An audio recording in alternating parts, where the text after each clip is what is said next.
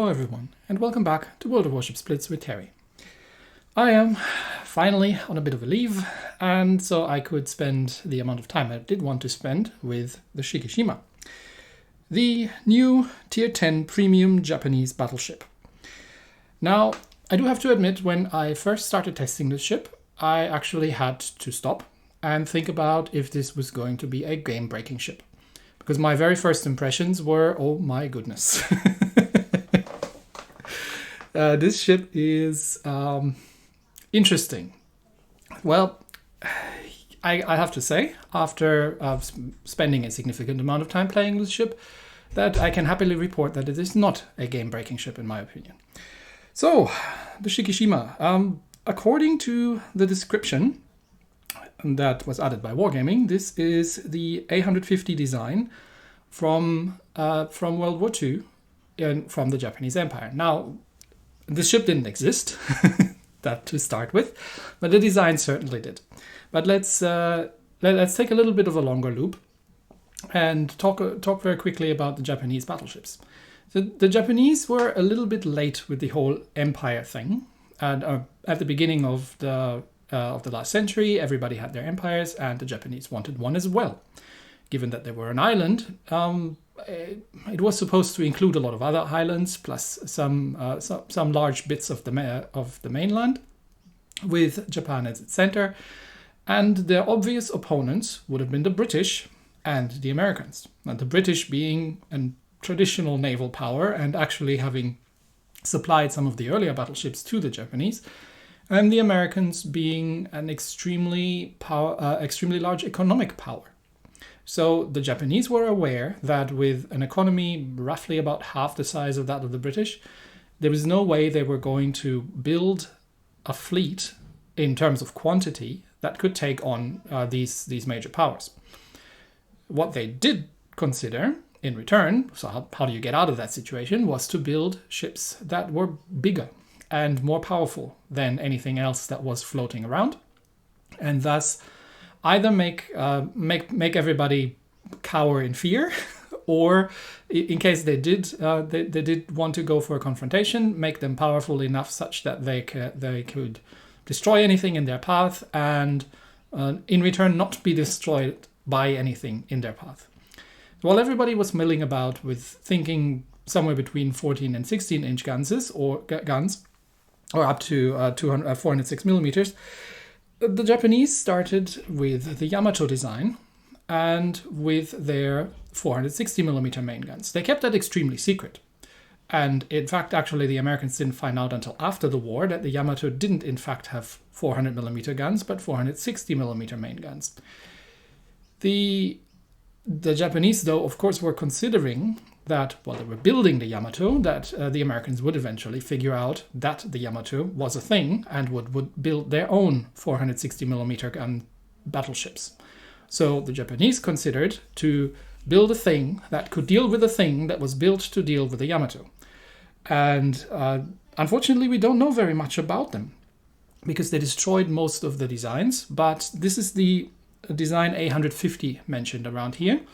This was supposed to be a Super Yamato, or whatever it was going to be called after the Yamato. This was not just an evolution of the Yamato, and I think this is where it gets really interesting. This was a new design.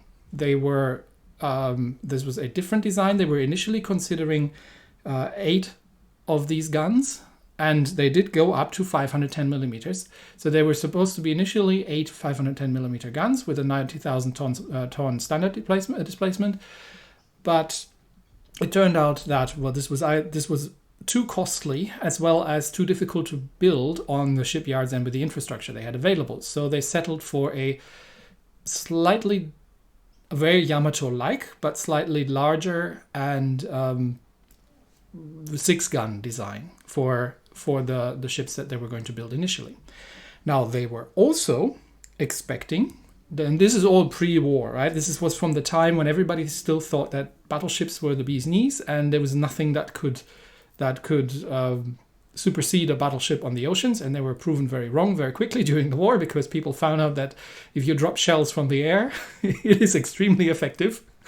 and there's not much you can do about it unless you have things in the air by yourself. So battleships became, I wouldn't say obsolete, but at least obsolete in their role relatively quickly once carriers became the mainstay. But this planning stage was always still at pre-war, and when everybody thought that way into the 1960s, people would still be building battleships to dominate the high seas. So on top of the A150 designs, which were supposed to be, well, the next thing after the Yamato, they were also planning to refit some of the Yamato designs. In fact, I think the fifth Yamato ship in the class was supposed to have 6 510mm guns, the exact same ones, just on a Yamato hull rather than this one. Now, from the little data that we have, these ships were, the A150s were supposed to have a rather significant amount of 100mm dual-purpose guns, and as you can see kind of on the design here, they are all clustered around the superstructure in the middle, and there's a good reason for that, because guns of that caliber, and that is a problem that the Yamatos already have such a massive blast that anything that sits on the deck in front of them just gets blown away. So if you ever wondered why there's nothing around here, well, they would get blown clean off the ship when these guns fired, most likely. So, and again, this would have been a similar thing with 100mm guns and a dual purpose, so against aircraft and against smaller ships. They were not supposed to have a large amount of secondaries. So the idea was to have 150mm secondaries, but just like two triple turrets, and that was it. Interestingly enough, the fifth Yamato should also have been designed with 100mm guns and with the secondaries reduced to 2. Now, the Super Yamatos were supposed to have a standard displacement of around 70,000 tons. The Yamatos were at 65,000. This in here has a displacement of 64,000 tons. So, more of course, we don't actually have much in terms of historical documents, but what I'm suspecting is that the Shikishima is not an A150. This is actually the fifth Yamato. That is just my little conspiracy theory, because this to me looks exactly like a Yamato hull, and actually the standard displacement is too low. She is noted for 1949, which would have been around when the A150s were supposed to be built, but they were supposed to be bigger. And they were also supposed to have heavier armor. The Yamatos had, I think, about 400 to 410 millimeters of main belt. The A150s were supposed to have, I think, around about 450 or 460 millimeters of main belt. So different hull, different design, evolution, obviously, but not the exact same hull, just with different things. And that thing existed. Yamato hull with different guns, that was supposed to be the fifth Yamato, which never got built because they only built the Yamato and the Musashi. The third one got converted into the Shinonomi, an aircraft carrier, because they realized at that point that what they needed were more aircraft carriers. But yeah, so that's my little theory that this isn't actually an A150 design. Now, obviously, we're going to have to compare her to the Yamato, so let's do that. In terms of, let's just look at the values we've got here. Yamato has 640,000 tons displacement, 263 meters of length, and 38.9 meters of width. And these are exactly the same values that we get on the Shikishima. So I still believe that that's what that is. The Shikishima actually, and I've set both ships up identically so that we can compare. The Shikishima actually, let's take the camouflage off so we can actually compare. The Shikishima has fewer hit points than the Yamato. Not by much. Well, we're talking about 250, but she has very slightly fewer hit points. Other than that, the armor values we can see are completely identical. And again, I think this is down to the fact that this is actually what that is. The fifth Yamato. So the maneuverability is extremely similar. Same time to get up to speed. Same max speed. The Shikishima takes just ever so much longer and is a little bit less maneuverable than the Yamato, which doesn't make sense because it's the same hull, but okay. Let's presume that that's what it is. The guns. This is obviously where it's at. Right? So the Yamato has the 460mm guns. 3 triple turrets, as we all know. Reload of just over 22 seconds. Again, identical setup. And this thing has the 510mm guns. This is similar to what the Georgia is towards the other battleships at tier 9. The reload is identical. The Shikishima has a very slightly longer range, but in duels with the Yamato, that doesn't make a difference. She obviously does a monstrous amount of damage. I mean, these are unquestionably the largest guns in the game. She does almost 3,000 points of damage with the armor piercing, and given that these are massive caliber guns, she gets the 300% Citadel modifier instead of the 250 for lower calibers. So you can do 7,000 odd points of damage with a single Citadel hit in this thing. And I have double Citadel Montanas with this. So the damage output is relatively monstrous. That said, if you actually compare her in terms of DPM, or just of pure alpha damage. So if you take the 2,904 and multiply it by 6, given that they're having the same reload, and then you take the 2,299 from the Yamato, multiply it by 9, given that she has, 3 more guns, the Yamato has a significantly more powerful alpha strike, just purely on the alpha damage. The interesting question where it all comes down to is the penetration. The turret traverse is sluggish, as you would expect of guns this size, but again, it's completely the same thing on the Yamato. Now, on the secondaries, as we've mentioned, the Shikishima has 2 triple turrets, whereas which is actually the same as we get on the Yamato. And again, she has the identical layout as we have the Yamato in game, with the secondary turrets just around the superstructure. The auto secondaries are the 100mm we talked about here, which are there. They're not going to do a great amount of things, because most of the time you're going to play the ship at extreme range. The actual, both the Yamatos and the subsequent designs were not intended to even defend themselves against destroyers. They were intended to be pure long-range gun platforms and to deal with enemy battleships. That's their purpose. They were intended to be part of a fleet where there were smaller ships that were dealing with things like destroyer defense. They were not intended to defend themselves. The biggest problem you're going to have with the auto secondaries, and again, let's have a quick look at the positioning, is that they are not really very good at firing forwards or backwards. The angles are dreadful. So unless you are next to a destroyer, which is not something you ever want to be, the auto secondaries aren't even going to fire at it. Now, I haven't played the Yamato, and I don't know if that's the same situation, but I'd fully expect so, that it's kind of the same problem.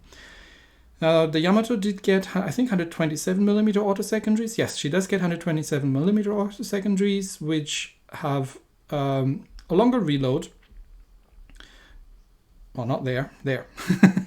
Which have a longer reload, because the Shikishimas are firing faster, the same range, and do slightly more damage. But other than that, it's the exact same thing. Now, given that these 100mm guns are dual purpose, so they are good against aircraft, the Shikishima has a decent AA defense, actually, for a battleship. But then again, you're playing tier 10 games, so you're going to be up against tier 10 planes, which means you are, well, she will still not defend herself easily. If she comes under concentrated air attack, you will still suffer significant damage. You won't be able to shoot down full squadrons as they come in, because you don't have something like a defensive AA skill. But it is an improvement over what the Yamato can do. And in terms of concealment, well, we don't really need to talk about it. It's identical, it's dreadful, it's very long. They're very big ships. So, equipment-wise, what do we got here? I have the main battery mod 3 in the first slot. And the reason for that is that you only have 6 guns. And you have a much lower alpha strike than the Yamato. So while these guns have higher penetration and subsequently are going to do more damage when they hit, you actually have to make them hit, and you only get 6 of them. And you're going to fire these guns at 15 kilometer range most of the time. So precision. it's all about getting the dispersion down, because you are a massive target, but then again, so is everybody else. And at 15 kilometers, you don't really want to shoot at cruisers most of the time, but you want to shoot at enemy battleships. And that's when the precision comes in, because you only have 6 guns. So you don't have the luxury of missing half your salvo all the time. You do need to get ordnance on target with these things. So that's that. I do have the deck protection mod 1 here, because obviously, this being a Japanese ship, the fire and flooding resistance is not great. In fact, it's terrible. And yes, there are things like darings in the game, which are extremely annoying. And the third slot is in the steering gear mod 2, because at 15 kilometer range, even with the absolutely abysmal maneuverability of this ship, you do have some way of occasionally dodging a couple of shells, which is what this is for. So, which brings us to the elite bonus. You can improve the torpedo damage reduction. Honestly, I don't really see the point of it. What you want to do is get the main battery. Again, it's all about the guns. You want to get the main battery reload down. Ideally, anything that has to do with precision or anything that buffs your main battery is what you want to do, because that's what this ship is all about. It is a floating gun platform, and a very big one at that. The commander I've put in here, and again, I've intentionally not put a 12-point commander in here, because this takes a significant amount of time to get there, and not everybody has one laying around. So I have put underwater protection, torpedo alerts, the usual stuff. Artillery maintenance, because again, it gives us a bit better dispersion at the opening stages of the game. Plus, you do have a significant hit point pool.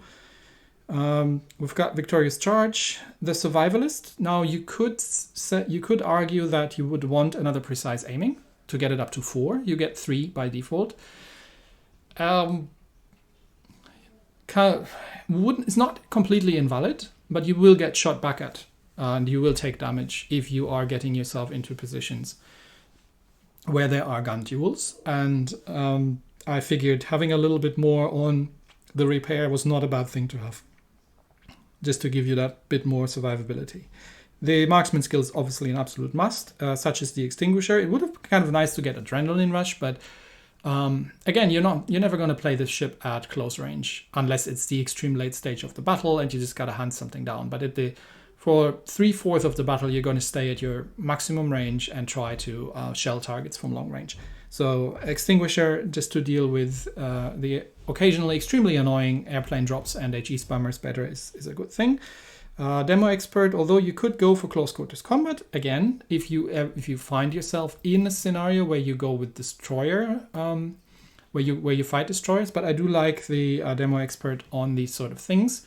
Taking out enemy guns is a good way to trigger damage cons, which makes them much more susceptible to permafires and things set by your team. So I like doing that. I have the Honor Seeker in here because it actually improves the damage a little bit.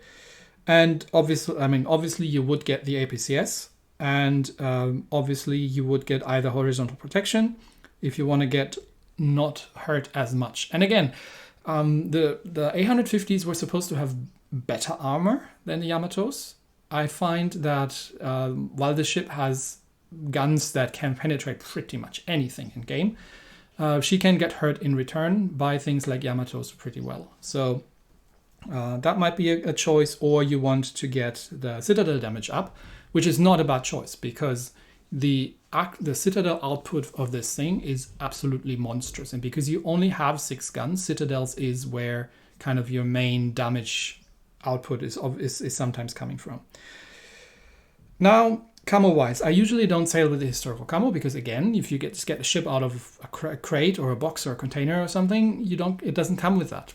And they are significant expenses to put on.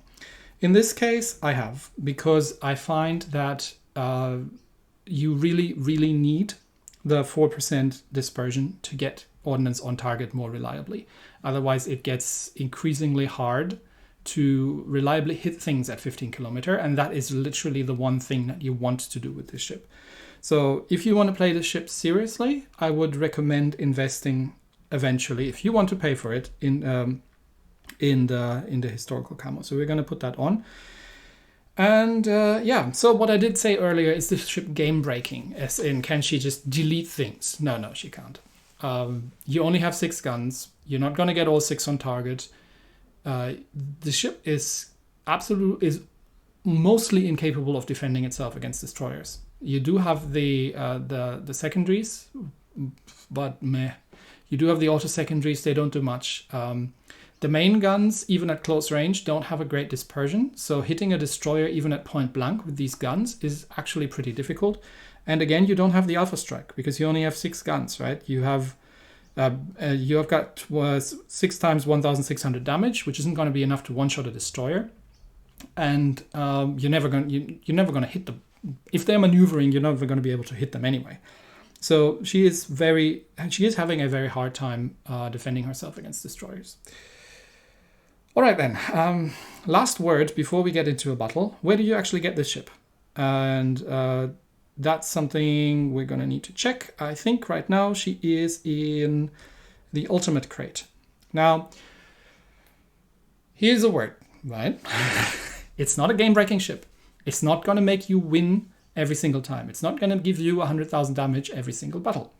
It is not overpowered in such a way. You do need to know how to play this class of ship. And the ultimate crate, costing 2,000 gold, is having a 2.65% chance on a premium ship. Now the point is, there are 4 premium ships in here. So technically, if you manage to get lucky and get a premium ship out of this crate, you then still have a 1 in 4 chance, presumably, to get the Shikishima. I would not necessarily recommend anybody who just really wants this ship to spend an extraordinary amount of money for gold in order to open these crates. And that's just my personal opinion. Obviously, if you have the money to spare and this is something you enjoy and you just want to do, or you just want to, like you say, I just want to spend 6,000 gold because I have that and I want that and it's Christmas and I really like doing this and maybe I get the Shikishima, maybe not. By all means, do it. Just don't get pulled into the gambling and the broken windows and sunk cost fallacy sort of things where you'd say, oh my gosh, now I've already opened 3 and there wasn't a Shikishima inside. Maybe the next one is going to have it and I got to spend more. Just be aware of what this is. Now you can actually get a fair amount of keys for these crates, for example, out of the Blitz Pass, which I'm not going to talk about in detail because this is already way too long now I'm talking here. But there are ultimate crate keys in here. There's, I think, a special event going on. I'm not sure. There's a Blitz challenge, which is coming up, obviously, which you need the Blitz Pass to get for. But I think somewhere in here, I'm not sure, but I think somewhere in here were crate keys as well. There's a Victory Blitz, which gives you things. And then there's probably an event. Anyway, there will probably 1, 2, 3 keys around if you play a lot of things here that give you these ultimate crates, and you can see if you want to you can take these, right? And if you get lucky you get one of these. If you're not, you don't.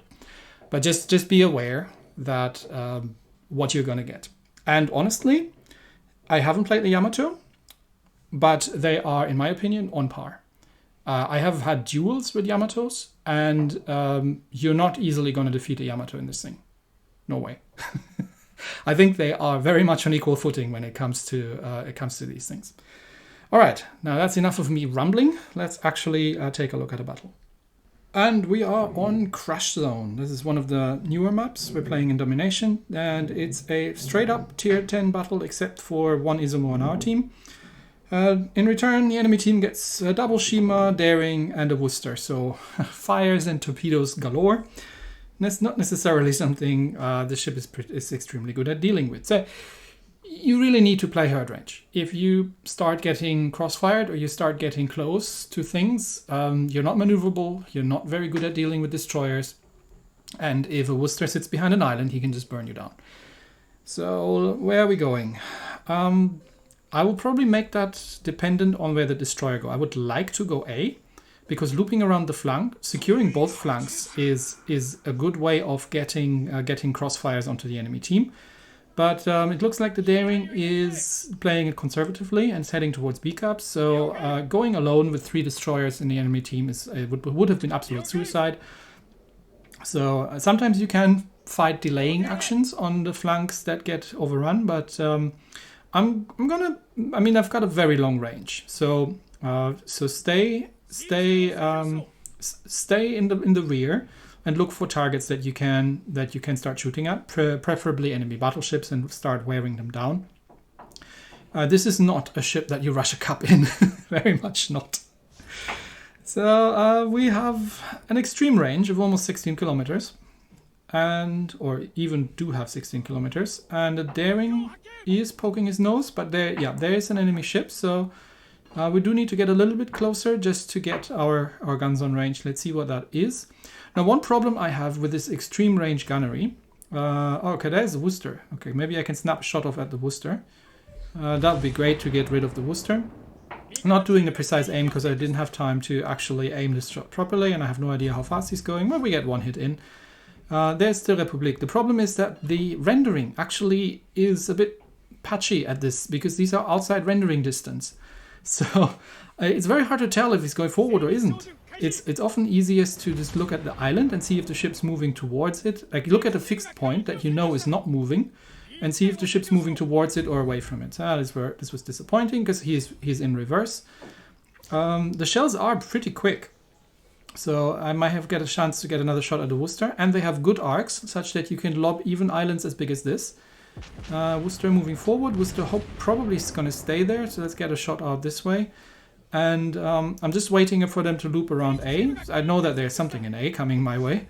But there's a Shima over there, and that Yamato who's been on our rear guard more or less around A, is firmly moving. Now, unfortunately, we're only holding one cap, and I have no idea what happened to the was it the Daring? I think it was the Daring that was going B. He might have gotten himself torpedoed or something. Which is very unfortunate, because now we're only holding one cap, and there's not much I can do about this. Now I don't have anything to shoot at anymore. There's a Daring, but no one's spotting anything. So I'm waiting for enemy ships to come around. And of course, there's a Shima popping up right next to me. So I knew that he was going to come, so I'm going to do the only thing really that I can do in this situation, and pull her in full ahead, start opening up with the auto-secondaries.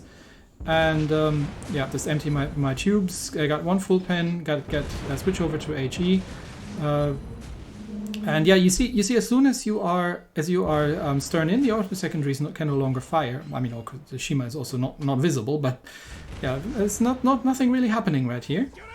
These aren't mine, but he's not either. He's completely fluffed his torp, so he hasn't gone for me. So maybe I got lucky here, and he's tried to torp the other Yamato rather than dropping one into my rear. But that means that I can now get a couple of shots in, and that should do me away. Okay, there he goes. All right, that's that problem averted. Now we have a Worcester on our tail. Now I am outranging the Worcester, but obviously I am probably still somewhat in range of the Worcester, which is why I'm going to need to turn around, and I'm going to get my ship turned, and I'm going to get my guns back on target. And the Worcester is giving up trying to chase after me, and does things that he's probably supposed to do, like shoot at destroyers, which means he's giving me a nice flat broadside over here. So let's see if we can do anything about that. We do have to get lucky. Oh, there's some more torpedoes coming out somewhere. Yep, that's a nice citadel, 7,700, and that is like 2/3 of the Worcester's health gone right there. So this is the sort of thing that the Shikishima can do to you if you're giving broadside at even just medium ranges, and the medium range for Shikishima is about 12 to 13 kilometers. I don't have a clear shot, unfortunately, but someone has just blapped the Worcester in the side, and it looks like my shots, either he's been in reverse or they weren't completely aimed. But someone can take this thing out. He's almost at no health. Yeah, there he goes. Okay, there's an enemy Yamato coming around, and he has a decent amount of health, whereas I'm on my first heal. So again, difficult to tell where to aim because of the late rendering, but I think I've got it pretty on point. And yeah, well, not a great salvo, but then again, I don't have the precise aiming on right now. This is kind of the range at... this is actually short range that you'd want to shoot at. So again, gotta get the ship around. The Yamato is shooting back at me, and the Yamato can hurt me as badly as I can hurt him. So yeah, as you've just seen there, that hurt. That was definitely a citadel in there, and two hits on target is very disappointing. Again, in the return fire. This is where the relatively low number of guns comes into play, and the Yamato is a very sturdy ship. So I do need to try and dodge the next salvo from him a little bit, and that worked out well. Now, unfortunately, I only get my rear turret on target, but which is not why I'm not using my precise aim at this point. But we are catching up in terms of capture points. The problem is we are losing ships. So the Izumo is down, killed by the Republique, which leaves me as the only battleship, and there are 3 battleships, and that Republique looks unfortunately very healthy. Which means, and there's still a Shimakaze around. Okay, so this is going to be tricky to say the least. And we have a cruiser in a defensive position against the Republique and what I think was double Yama.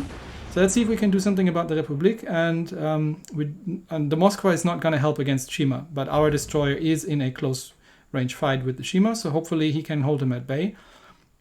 And maybe we can still do something about the Republique. But that wasn't a Shima, it was a gearing. Okay, so no, that was our gearing and a daring on the enemy team. Anyway, okay, so we do need to try and tank a little bit. I mean, I'm out of heals at this point, and get a couple more shots off at the Republique. Okay, he stopped, so guns out.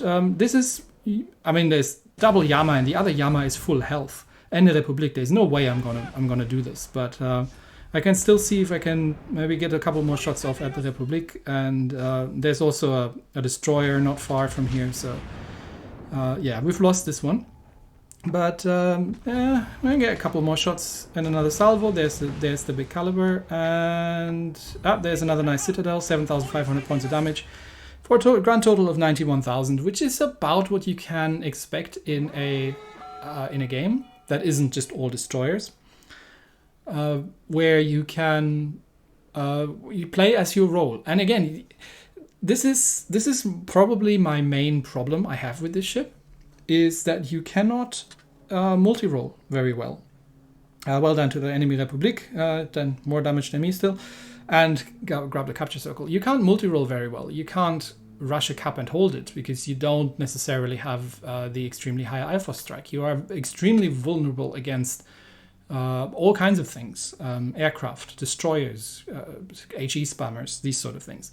So you really have to get your mindset into saying, no, look, if you rely on your team to do the right thing, you rely on your team to grab the caps, to hold the caps, to get into closer range fight with destroyers, and you have to try and support your team as much as you can by doing damage with these extremely long range shots, by getting into angles, by doing things like what I did with the Worcester, where if he's not paying attention, and honestly, who pays attention to something that's 16 kilometers away, you can punish that from that distance. So that's what the ship is for.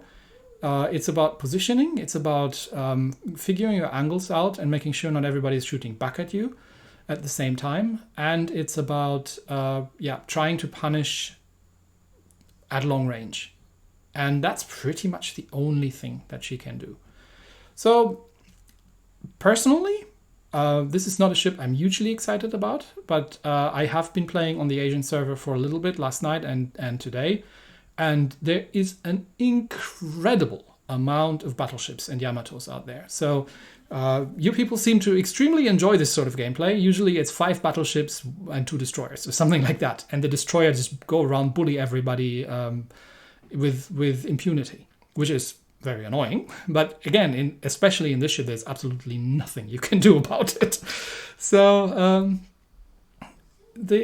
you might enjoy this sort of thing, and if this is your gameplay and this is really a ship that you want, again, my point is that I don't think she is vastly more powerful than the Yamato. I think they are pretty much on par, and the Yamato is for free. So that's the Shikishima.